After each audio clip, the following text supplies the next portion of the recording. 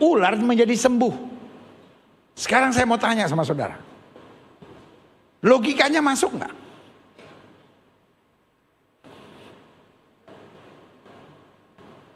Halo? Karena mereka bersungut, mereka mati di pagut ular. Tapi cara netralinnya, ular diangkat di padang gurun pada tongkatnya Musa. Sampai hari ini kalau sudah lihat apotik, tongkat dengan itu dari situ. Bicara tentang kesehatan yang paling tua itu diambil dari cerita Musa. Tetapi yang saya mau jelaskan sudah masuk akal nggak? Halo? Bagaimana orang bisa lihat ular lalu sembuh? Bukan lihat ularnya, bos, tapi ketaatan pada firman-Nya. Sama-sama bilang sama saya, taat pada firman. Menuntut saya pada hal-hal yang dahsyat dan ajaib. Sama-sama bilang sama saya, kalau saya taat pada firman, saya akan lihat hal-hal yang dahsyat dan ajaib. Siapa yang masih percaya? Berikan tepuk tangan yang meriah buat Tuhan. Amin. Itu namanya logika sorga. Dan sama seperti Musa meninggikan ular di padang gurun, demikian juga anak manusia harus ditinggikan. Artinya kalau anak manusia ditinggikan, hal-hal yang dahsyat dan ajaib Tuhan masih bisa kerjakan. Supaya setiap orang yang percaya kepadanya, setiap orang yang punya logika sorga, akan beroleh hidup yang kekal, akan selalu mengalami hal-hal yang luar biasa. Amin. Klik. Jadi hidup Kristen tidak dapat dipisahkan dari kelahiran kembali. Jadi menolak kepentingan, menolak pengertian tentang dilahirkan kembali, itu hanya akan membuat hidup kita miserable. Hanya akan membuat hidup kita aut-autan, saudara. Karena Alkitab tidak memberi pilihan yang lain.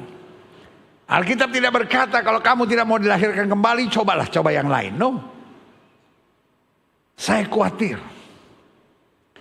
banyak gereja hari-hari ini tidak pernah mengkhotbahkan tentang dilahirkan kembali.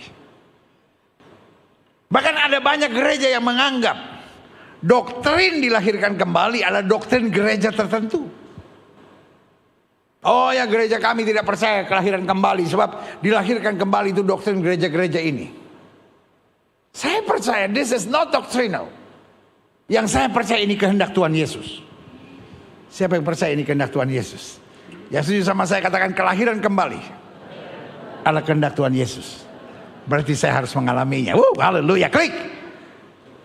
Makanya Yohanes pasal 3 ayat 3 bilang, Yesus menjawab katanya, aku berkata kepadamu sesungguhnya jika seorang tidak dilahirkan kembali, mau kamu sudah dibaptis, mau kamu Kristen, mau kamu pergi ke gereja, mau kamu terlibat dalam pelayanan, kamu tidak dapat melihat kerajaan Allah. Titik.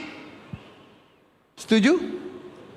Alkitab tidak bilang kalau kamu udah dibaptis kamu gak perlu dilahirkan kembali. Alkitab juga gak bilang bahwa kamu baptisan dan kelahiran kembali adalah hal yang sama. Dibaptis adalah pernyataan iman kita, tapi dilahirkan kembali adalah kesiapan. Manusia lama kita mati dan turut disalibkan bersama dengan Kristus supaya kuasa Roh Kudus dapat membimbing kita dalam kehendaknya. Amin. Ayo lihat selanjutnya. Nah, kemudian saya simpulkan dengan ini. Adapun saya jumpai minimal ada 5 elemen dasar seorang dilahirkan kembali. Kenapa penting elemen dasar ini? Supaya saudara bisa berkaca. Karena Alkitab bilang dari buahnya lah. Semua orang bisa saja bilang, saya sudah dilahirkan kembali. Apa tandanya? Saya sudah ke gereja, saya suka baca Alkitab, saya suka nyanyi lagu rohani, saya pakai kalung salib. No. Ada 5 elemen dasar tanda seorang sudah dilahirkan kembali. 1, transformation. Sama-sama bilang sama saya, transformasi. Perubahan yang signifikan. Jangan bilang sama saya, dulu saya merokok 3 bungkus sehari pendeta, sekarang puji Tuhan tinggal 1,5. Itu bukan transformation. Itu lebih baik dikit. Apa saudara? LBD, lebih baik dikit. Sudah transformasi? Atau masih lebih baik dikit? Dulu pendeta, waduh, saya judi, minum mabuk, obat terlarang, seks bebas. Aduh puji Tuhan sekarang semua udah saya tinggalkan. Cuma seks bebasnya saya kadang-kala masih berbutuh lah pendeta. Itu bukan transformasi, itu namanya LBD. Lebih baik dikit. Tapi yang Tuhan inginkan perubahan. Apa yang dulu kuanggap kebanggaan kata Alkitab, sekarang kuanggap sampah. Karena pengenalan akan Yesus Kristus Tuhanku jauh melebihi segalanya. Berikan tepuk tangan yang meriah buat Tuhan. Klik. Janganlah kamu menjadi serupa dengan dunia ini, tapi berubahlah. Sama-sama bilang sama saya, berubahlah.